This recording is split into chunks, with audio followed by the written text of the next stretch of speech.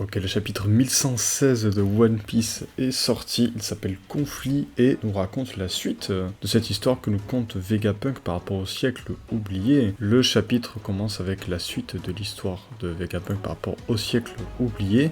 On voit Im qui regarde une photo de quelqu'un qui ressemble à Vivi, mais ça doit être Nefertari Lily, dont on avait parlé il y a déjà plusieurs chapitres. C'est vrai que ça commence à remonter cette histoire, qui était une femme qui avait refusé l'union des 20 royaumes, et donc on peut imaginer qu'elle était d'ailleurs du côté de Joy Boy, étant donné qu'elle a refusé cette union des 20 royaumes à l'époque, mais bref, ça, on n'en sait rien. Ensuite, on voit une affiche de Vivi, et on voit la tombe de Nefertari Cobra, donc on a vraiment un début de chapitre qui se concentre sur le Nefertari, ce qui est très intéressant. Et après, on a du coup Vegapunk qui continue son discours, et qui s'excuse, car il voulait créer une énergie infinie, et il doit donc créer le Mother Flame, mais il a appris que le Mother Flame, après avoir été volé, a été utilisé pour alimenter une arme antique, ce qui aura permis la destruction de l'île Lucia, je crois que c'était l'île. Et donc, comme on s'en doutait, on peut imaginer que Im-sama a en possession d'une arme antique, donc laquelle, je sais pas trop, faudrait que je revoie les chapitres, mais bref. Ensuite, on a une petite discussion entre le Punk Edison et Stussy, il lui dit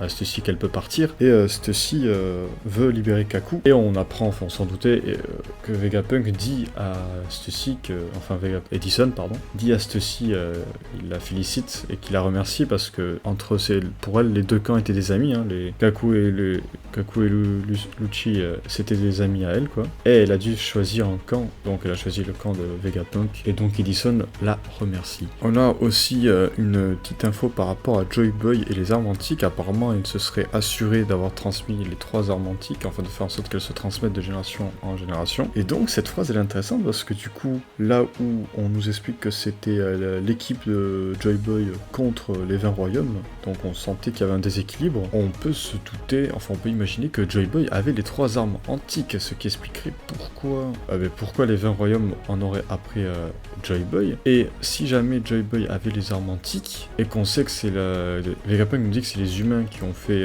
couler l'ancien monde, entre guillemets, est-ce que ça ne serait pas Joy Boy qui aurait tout simplement fait couler l'ancien monde? Parce qu'en effet, il nous dit après qu'il est difficile de dire quel camp était bon ou mauvais.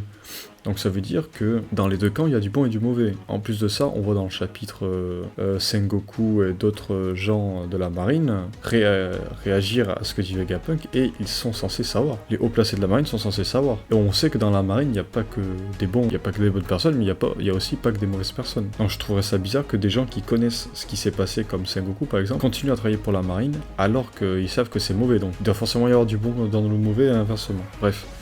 Tout ça pour dire que du coup le chapitre avance, on nous raconte un peu plus sur l'histoire, et on nous dit aussi que Vegapunk précise qu'il y a une équipe, qu'il y a des gens qui savent toute l'histoire du siècle oublié, et ça c'est l'équipage de l'ancien roi des pirates, Donc on voit Laboon et Crocus, je crois qu'ils s'appellent, mais ça on s'en doutait que l'équipage de Gold Roger savait, donc on peut imaginer que Lost Tale a un rapport avec le siècle oublié, donc séparément le One Piece aura un rapport avec le siècle oublié. Mais bref, le chapitre se finit avec York qui sait d'où viennent l'émetteur, elle dit au doyen que ça doit être le gros robot qui le garde, et on voit à la fin Riley qui est totalement torchée et qui explique qu'il faudrait laisser la génération future découvrir ça par elle-même. Mais du coup c'est très très très intéressant, et je pense que là on arrive à la fin de ce passage, pas on va dire apprentissage, mais où on nous explique une histoire.